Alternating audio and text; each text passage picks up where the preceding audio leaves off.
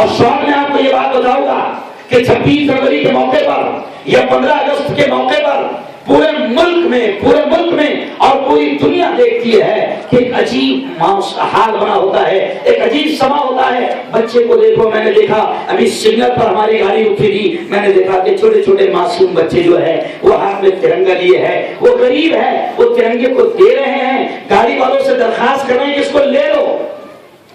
خوشیوں کا ماحول ہے، عجیب سما ہے۔ لیکن یہاں پر ایک بات کہوں گا کہ 15 اگست کے موقع پر جس طریقے سے پورے ملک میں تاریخ آزادی ہند کو بیان کیا جاتا ہے، تو اقبال صاحب قاسمی نے جس طریقے سے کہا کہ ملک کیا حالات ہے، تو میں اتنا ہی جملہ کہوں گا تمام لوگوں کے سامنے کہ تاریخ آزادی ہند کو سچی اور ایمانداری کے ساتھ پڑھا جائے اور پورے ملک میں سچائی کے ساتھ بیان کیا جائے۔ ہم فخر کے ساتھ کہہ سکتے ہیں، چیلنج کے ساتھ کہہ سکتے ہیں کہ جتنا خون ہمارے بزرگوں نے بہایا ہے دوسری قوموں کا صاحب اتنا پسینہ بھی نہیں بہا ہے۔ ابھی مولانا اقبال نے کہا کہ 1919 میں جمعیت علماء کی بنیاد رکھی گئی، 1921 میں RSS کی بنیاد رکھی گئی، تو میں اس پر ایک جملہ کہتا ہوں کہ 1919 میں ملک کی آزادی کی بنیاد رکھی گئی اور ملک میں ہندو مسلم ایکتا اور پیار کا ماحول بنانے کی بنیاد رکھی گئی، تو شیطانوں سے دیکھا نہیں گیا یہ ماحول کیسا ختم ہو، اس کی بنیاد 1921 میں رکھی گئی۔ RSS کی بنیاد کب رکھی گئی؟ 1921 میں۔ آزادی کی تاریخ کو بڑی ایمانداری کے ساتھ بیان کیا جائے اور جس کا جو حق ہے اس کو دیا جائے، جس کا جو حق ہے اس کو دیا جائے۔ اس لیے کسی شاعر نے کہا کہ جیسے میں نے شروع میں کہا کہ سبھی کی آن بنتا ہے، سبھی کی شان بنتا ہے، ہمارے نام ہی سے امن کی پہچان بنتا ہے، وہ ہندو ہو مسلمان ہو کہ سکھ ہو کہ عیسائی، لہو جب سب کا ملتا ہے تو ہندوستان بنتا ہے۔ تو میں پھر ایک بات کہتا ہوں کہ ہندو ہو مسلمان ہو سب اس بات کو جان لیں کہ سبھی کا خون ہے شامل یہاں کی مٹی میں، سبھی کا خون ہے شامل یہاں کی مٹی میں، کسی کے باپ کا ہندوستان تھوڑی ہے۔ اور نفرتوں کے سوداگر، نفرتوں کے بیپاری جو نفرتوں کی پیٹ بول رہے ہیں، جمعیت علماء ان کو بھی یہ پیغام دے رہی ہے کہ یاد رکھیں جب نفرتوں کے پیٹ بول جائے گے، جب دشمنیوں کی دیواریں کھڑی کی جائے گی اور آگ لگے گی تو نقصان سب کا ہوگا۔ اس لیے کسی نے یہ بھی کہا کہ لگے گی آگ تو آئیں گے گھر کئی صدمے، لگے گی آگ تو آئیں گے گھر کئی صدمے، یہاں پہ صرف ہمارا مکان تھوڑی ہے اور سبھی کا خون ہے شامل یہاں کی مٹی میں، کسی کے باپ کا ہندوستان تھوڑی ہے۔ تو میں آخری بات یہی کہوں گا کہ جھنڈا بڑی شان سے ہم لہرا رہے ہیں۔ کیوں؟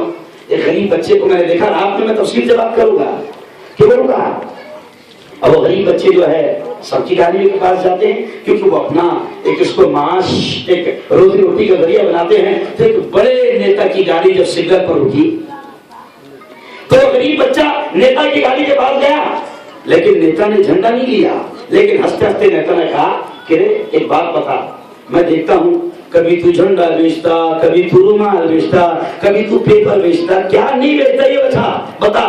تو اس نے دھیرے سے کہا دیش نہیں بیچتا۔ کیا نہیں بیچتا؟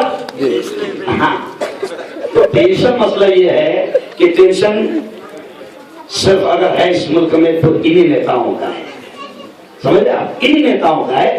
تو ہم کو عام ناگرکوں کو آج یہ طے کرنا ہے کہ جیسے آج دستور بنا، ارے مولانا جمعیت کی خدمات تو یہ بھی ہے کہ جب ملک کو آزادی دلانے کے لیے 1919 میں تو لیگلی طور پر ہم لوگ بنے ہیں، لیکن اس سے 150 سال پہلے سے لڑ رہے تھے لیگلی طور پر۔ 1919 میں جمعیت علماء نے جب دیکھا کہ ملک کو بچانے کی ضرورت ہے، ہندو مسلم ایکتا ضروری ہے، تو جیسے آپ نے کہا کہ چٹھیاں موجود ہے، میں آج آپ لوگوں کے سامنے کہہ رہا ہوں کہ آج بھی جمعیت علماء نے ہندو مسلم ایکتا کا ماحول بنانے کے لیے کہ ہندو مسلم ایکتا کا ماحول بنے گا تو یہ انگریزوں کو بھگانا آسان ہوگا، تو جمعیت علماء نے اپنے کرائے سے مہاتما گاندھی کو گھمایا، آج بھی وہ ٹکٹ موجود ہے۔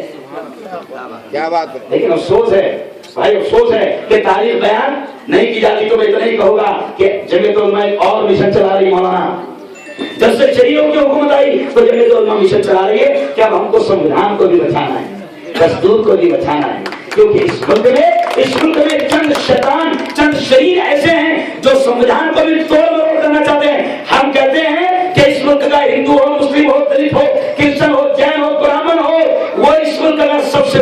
वफादार होगा जो माननीय बाबा साहेब अम्बेडकर के संविधान की इज्जत करे, और जो संविधान के खिलाफ काम करता है उससे बड़ा गद्दार मुल्क में कोई नहीं हो सकता। और यौम जमहूरिया के मौके पर हम शपथ ले, हम वचन लें, हम अहद करें कि हम संविधान की हिफाजत करेंगे, हम कानून की हिफाजत करेंगे। और कानून क्या है? आर्टिकल 14, आर्टिकल 15, आर्टिकल 19, आर्टिकल 25, ये तमाम दफा क्लियर तौर पर कहती है कि इस मुल्क की शान यही है कि इस मुल्क में सबको बराबरी का हक मिला है, सबको बराबरी का हक मिला है। और जो 2-3 तक के लोग हैं, मौलाना आप जो कह रहे थे कि ये ऐसा कर रहे हैं, वैसा कर रहे हैं, और ये कब्जा जताने की कोशिश कर रहे हैं, वो इसलिए कर रहे हैं क्योंकि इनका कब्जा था ही नहीं।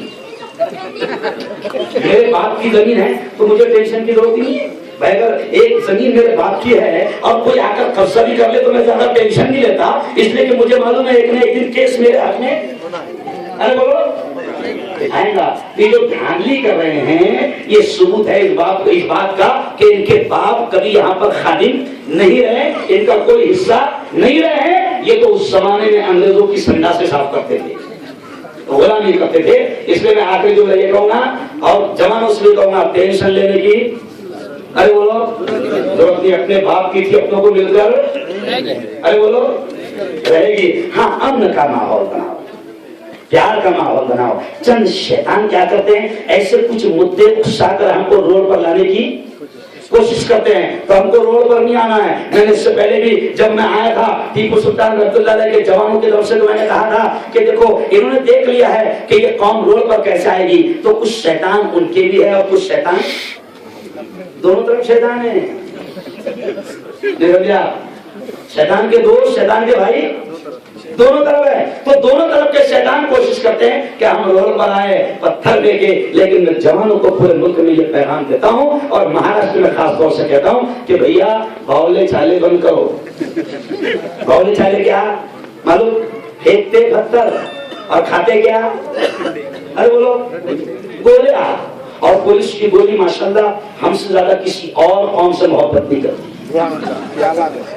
अच्छा, पुलिस को उसूल दिया गया है कि ऐसे वक्त में गोली नीचे चलेगी, पैर पर चलेगी, मगर माशाल्लाह गोलियां भी इतनी मोहब्बत करती है कि जब हम सामने हो तो कभी गलती से भी पैर पर अरे बोलो नहीं लगती। इसलिए हमको ये बेवकूफी के तरीके बंद करना है, इत्तेहाद के साथ काम करना है। और ये भी पैगाम दूंगा कि हिंदू मुस्लिम एकता ये मुल्क की सबसे बड़ी कीमती चीज है, इसके बगैर मुल्क कभी अरे बोलो बच भी नहीं सकता। तरक्की तो बहुत दूर की बात, बचेगी तो तरक्की करेंगे ना, क्यों बच भी नहीं सकता। इसलिए हमको मिशन चलाना है कि हम अमन को बनाए रखेंगे। लड़ाई झगड़ा किसी मसले का हल नहीं है। इसलिए इसी शेर पर अपनी बात को खत्म करता हूँ कि किसी शायर ने कहा कि देखो लड़ाई झगड़ा किसी मसले का हल नहीं है और लड़ेंगे तो सब तबाह हो जाएंगे। तो मैं शेर कहता हूँ कि हवेली झोपड़ी सबका मुकद्दर फूट जाएगा, हवेली झोपड़ी सबका मुकद्दर फूट जाएगा, हवेली झोपड़ी सबका मुकद्दर फूट जाएगा। अगर ये साथ हिंदू और मुस्लिम छूट जाएगा, अरे दुआ करो ये प्यार के रिश्ते रहे कायम, ये रिश्ते टूट जाएंगे तो भारत टूट जाएगा। इस रिश्तों को बचाने की कोशिश कर रहा है। और मैं मौलाना एजाज साहब, इकबाल साहब, साला साहब को मुबारकबाद देता हूँ कि ये इतना अच्छा किसी आदमी को इस्तेमाल करना जानते हैं।